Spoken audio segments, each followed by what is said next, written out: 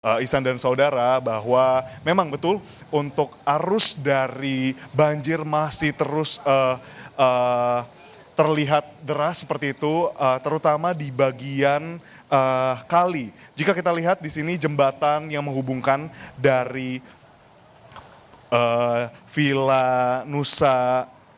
Indah menuju ke Pondok Gede Permai di sini menjadi akses utama dari para warga untuk melewati dan melintas. Ini memang banjirnya bahkan mencapai hingga 2 meter. Dari pandangan mata kami dan kami belum bisa masuk ke dalam karena memang situasinya belum kondusif dan aman untuk kami lihat lebih lanjut masuk ke dalam perumahan Villa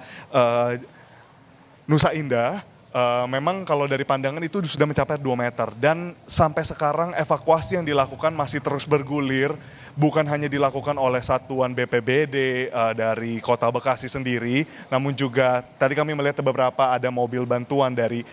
luar Kota Bekasi, di antaranya ada dari Jakarta dan juga tadi kami sempat berbicara dengan beberapa masyarakat di sini, beberapa di antaranya bahkan secara swadaya bagi kantor atau maupun bagi tempat pekerjaan mereka yang kira-kira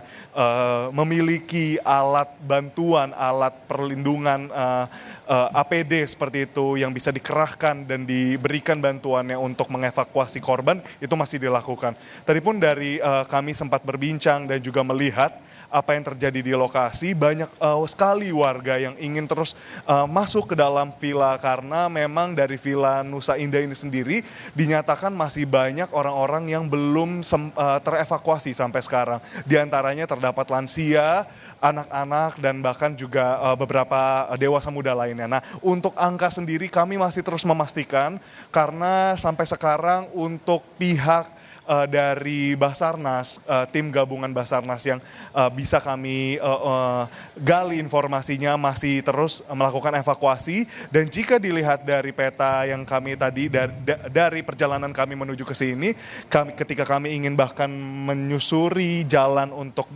berada ke pos pantauan dan pos laporan warga untuk menyatakan ada korban hilang atau ada korban yang tertinggal di rumah masing-masing, itu membutuhkan waktu lebih dari 1 jam menempuh dengan mobil. Berbeda jika dengan motor,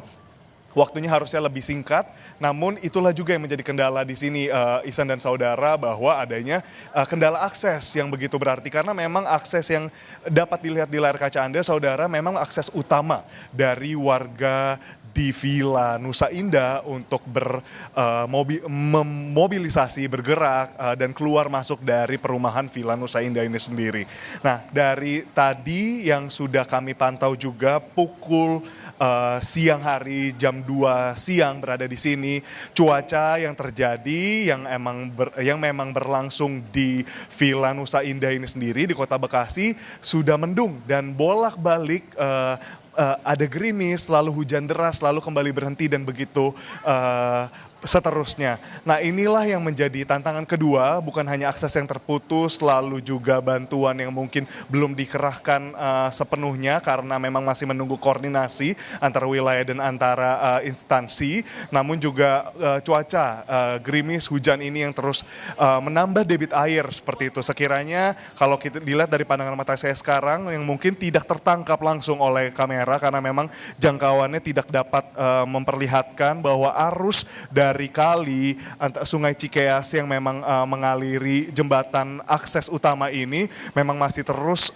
begitu deras, dan ini memang berdasarkan keterangan warga juga yang memang menyatakan sejak kemarin setelah sholat tarawih kurang lebih pukul 7 malam memang warga sudah merasakan hujan deras hingga pagi, dan puncaknya bahkan tadi pukul 11 malam itu sudah ada banjir dengan ketinggian 50 cm, namun karena ada kiriman yang dinyatakan melalui Sungai Cikeas ini dan dengan tanggul di Kota Bekasi yang memang